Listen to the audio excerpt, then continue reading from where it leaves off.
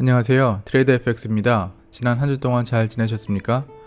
코스피 지수가 종가 기준으로 어제 처음으로 3000포인트를 돌파한 것에 이어 오늘은 무려 3152포인트로 마감을 했습니다.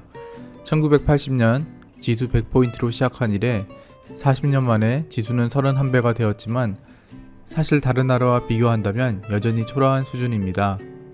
여러 기사나 유튜브에서 이제 과열 상태이니 조정이 곧 온다 라는 등 여러 말이 있지만 사실 미래를 정확히 아는 사람은 아무도 없다는 것을 여러분도 알고 저도 압니다. 물론 몇몇 기업의 주식은 분명 과열 상태를 지나 버블 상태로 보이기는 합니다만 그 기업에만 해당될 뿐이고 저와 같이 저평가된 주식에 투자하시는 분들에게는 전혀 해당이 없는 이야기입니다. 오히려 저는 지수가 이제 3000포인트를 넘었음에도 불구하고 여전히 이렇게 저평가된 주식이 많다는 사실이 놀라울 뿐입니다.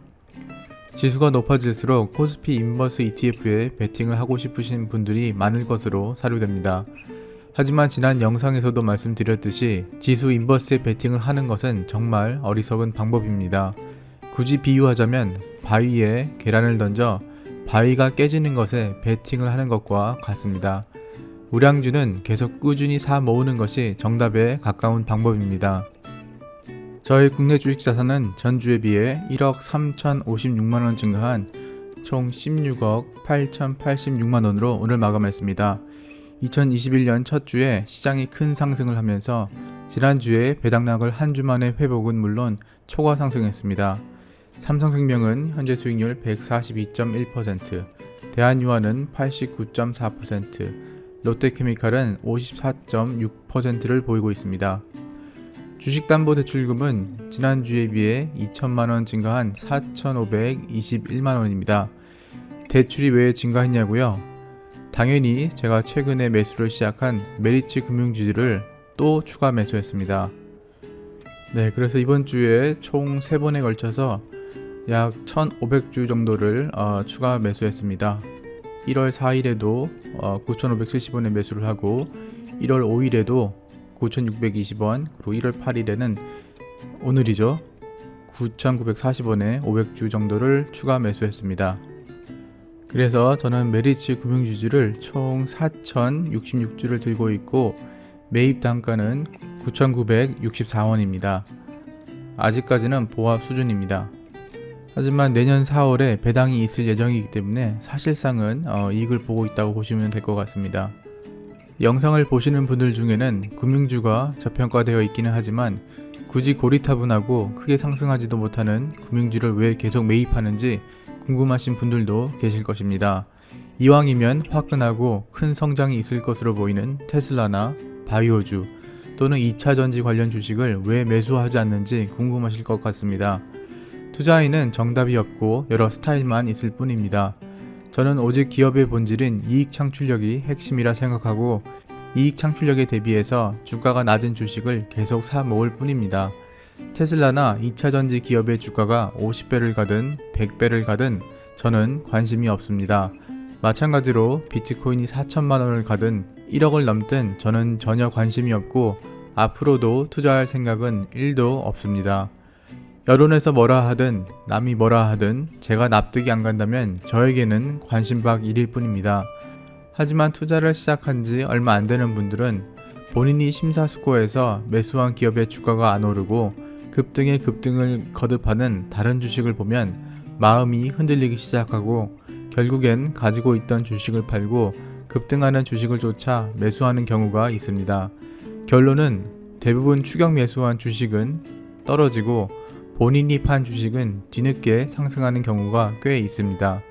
원칙 또는 철학이 없는 투자는 여러 주식 사이에서 이곳저곳 헤매다가 결국 돈을 잃게 되며 이는 투자를 안 하는 것보다도 못합니다. 어제 제 와이프가 처가댁에서 보유하고 있는 작은 부동산을 처분하게 되면 생기는 자금으로 어떤 주식을 매수하면 되는지 물어봤는데요. 저는 지체 없이 메리츠 금융지주와 하나금융지주 분산 매수를 추천했습니다. 물론 2차전지 기업처럼 주가 급등은 없겠으나 해당 금융주는 엄청난 이익 창출력으로 급락 가능성은 낮을 것으로 판단되고 매년 안정적인 배당 수익을 기대할 수 있기 때문입니다. 한 주 동안 제가 가지고 있는 주식 중에 석유화학주가 꽤 많이 상승했습니다. 상승에는 여러 이유를 갖다 붙일 수 있겠지만 저는 석유화학 제품의 마진 상승이 가장 핵심적인 이유라고 생각을 합니다. 오랜만에 석유화학 제품 마진을 살펴보도록 하겠습니다. 첫 번째로 살펴볼 제품은 에틸렌입니다. 지금 보시는 트렌드는 에틸렌 스프레드인데요. 지금 납사 기준으로 나와 있는데요. 에틸렌 스프레드는 에틸렌 가격에서 납사 가격을 뺀 가격 차이를 보여주는 그래프입니다. 그래서 에틸렌 스프레드는 작년 3월에 바닥을 찍은 이후에 계속 쭉 상승을 해서 지금 에틸렌 호황기였던 16년, 17년 정도까지는 아니지만 그래도 꽤 많이 올라왔다는 것을 볼 수 있습니다. 다음은 프로필렌 스프레드입니다. 제가 지금 폴리프로필렌과 프로필렌을 지금 나눠놨는데요. 저희가 일상생활에서 접하는 플라스틱은 프로필렌이 아니라 폴리프로필렌입니다. 그래서 지금 이 검정색 라인은 프로필렌 가격에서 납사 가격을 뺀 것이고 이 빨간색 선은 폴리프로필렌에서 납사 가격을 뺀 스프레드입니다. 그래서 지금 보시는 것처럼 현재의 폴리프로필렌 스프레드는 지금 오히려 호황기였던 16년, 17년보다도 더 높은 상황입니다. 그래서 석유화학 회사들은 지금 굉장히 많은 돈을 벌고 있습니다. 지금 다음은 이제 PX 스프레드인데요. 지금 우리나라 정유사들이 다 하나씩 가지고 있는 PX인데 안타깝게도 PX는 마진율이 굉장히 낮습니다. 아마 큰 이익은 없는 것으로 보입니다. 그래서 여러 제품이 있는데요.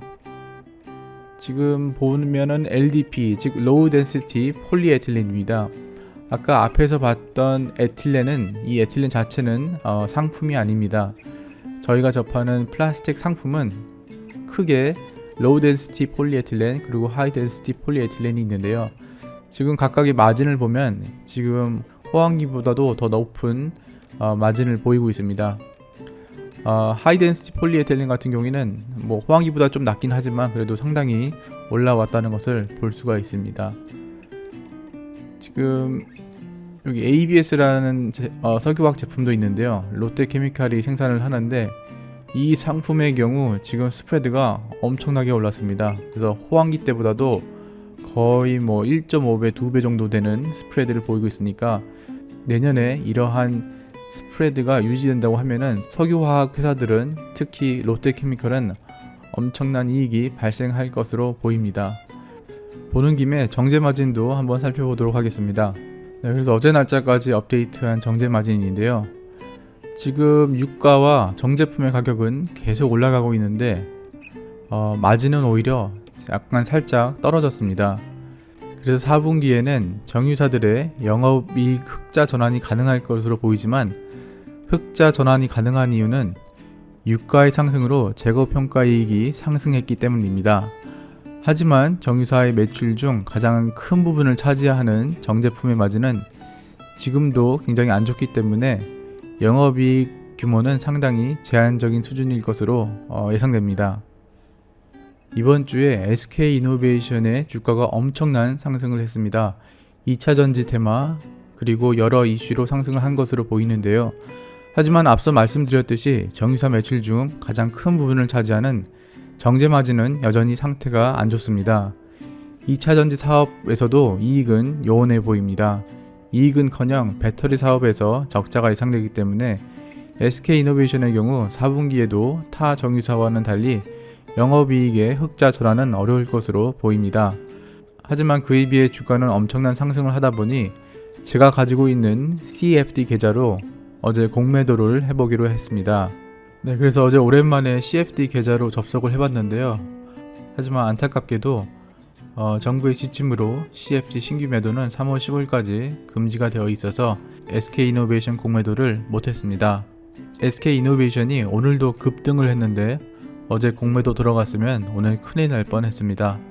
하여튼 기간만 공매도 가능한 것으로 알고 계신 분들이 많으신데 사실 개인도 CFD 계좌를 통해 공매도가 가능합니다. 사전에 전문 투자자 등록을 하는 게 조금 귀찮긴 한데 등록만 하면 여러 종목에 대해 공매도가 가능하니까 미리 만들어 놓는 것도 방법입니다. 특히 테슬라와 같이 이익 규모에 비해 말도 안 되는 엄청난 상승을 한 미국 주식에 대해 공매도하는 방법에 대해 지금 알아보고 있는데요. 공매도를 하게 되면 영상을 통해 공유하도록 하겠습니다. 그래서 저희 주식 자산은 미국 주식 약 1억 2368만원, 국내 주식 약 16억 8086만원, 총 18억 454만원입니다. 지난주에 비해 총 1억 4099만원 증가했습니다. 마치기 전에 저희 해외 선물 매매 상황도 살펴보도록 하겠습니다. 저는 여전히 천연가스를 매매하고 있습니다. 현재 가진 포지션은 천연가스 매도 포지션 한 계약을 가지고 있고 현재 평가 손익은 마이너스 280달러입니다.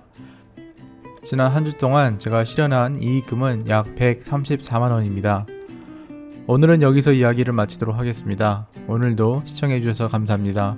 그리고 여러분의 성공적인 투자를 기원합니다.